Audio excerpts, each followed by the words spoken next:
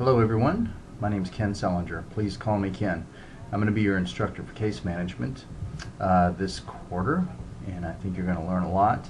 Most people don't think about case management when it comes to criminal justice, but everybody in criminal justice and all human services fields use case management, and that goes all the way up from social workers to police officers to judges who use case management to find resources for people in the community. So that's really what case management is about. It's traditionally a social work job, but now it's expanded far beyond that into law enforcement and into criminal justice of all different types of jobs and different positions where you're going to have to use case management skills in order to find programs and services for people that are out in the community. So even though it may seem like a little I guess off the topic when it comes to criminal justice, case management is actually a very important part of criminal justice and the system that we use today. As I said in my written announcement, about 95% or more convicted offenders are going to come back into the community, and when they do that they need help, most of them. Case management is the method in which we provide that help.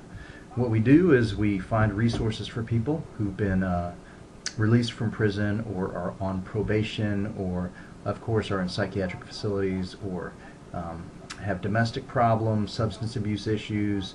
Case managers, which is going to include you if you're going to go into criminal justice or human services of some sort. So it's a good skill to have. There are going to be a lot of exercises that you can use throughout the course to learn some of the important aspects of case management and how things get done, and different scenarios that you can think about as far as how your involvement would be in a certain situation as a case manager, what services you might look for, what's available. One of the things you're going to learn, and you may be new to college at this point, but one of the things that you'll learn about that you'll need to know is called APA formatting for your written assignments. This is a very important concept and a very important skill to learn, and it's something that is going to become more and more important as the course goes on. So the reason I say that is because all of your coursework, especially if you go beyond a bachelor's degree, is going to require APA, which stands for the American Psychological Association method of formatting your work. Basically what you're doing is you're giving credit to the people who wrote the work that you're basing your research on. In other words, you can't just write a paper and sign your name to it and say, here you go, this is what I did. What you need to do is you need to give credit to the people that created the work, the stuff that you read, the videos that you watched, the interviews that you did, and format that correctly in APA format in your paper on your resources page to let the reader, me, know exactly where you got the information for your paper. Not doing so is what's known as plagiarism. So you can't just read somebody else's work or use somebody else's work and sign your name to it. You actually have to give them credit, and that's done by references.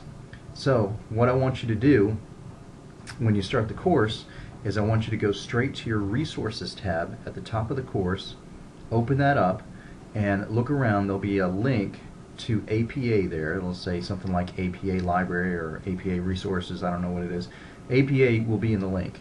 Once you click that link, there are going to be just an endless number of resources to learn APA formatting for your papers, from your cover sheet to the type of font that you have to use, to the header that goes on top of every page of your paper, how to create the body of your work, and of course how to cite the resources that you used to create your paper. This is extremely important and is a great skill that you'll need throughout your college experience. So now is a great time to learn it. Like I said at the beginning, it's okay if you miss some things or have some problems. I'm here. I want to help you with it. Towards the end of the course, if you're not using APA, it's going to affect your grade significantly. Let's say you turn in some of your final work in the final 3 weeks of your work without using any APA formatting, you're going to get an F. And that sounds kind of harsh. I just want to let you know up front that this is a skill that you have to learn, and this is part of being a college student. You can no longer, if this is your first experience with college, and maybe you're coming straight from high school, you can no longer just write a paper of what you think. You have to actually do the research, and then of course give credit to the people that gave you that information so you could write your paper. Otherwise, it's called plagiarism, as I said before.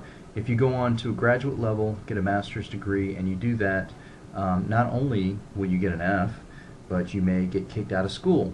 So take the time, go to the resources tab in your course, go to the APA link.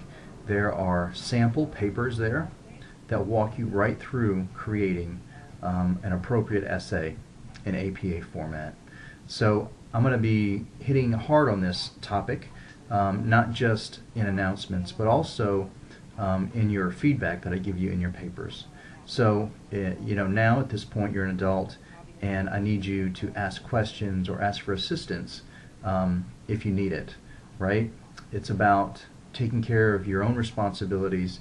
This is your education that's probably costing you or someone else a great deal of money.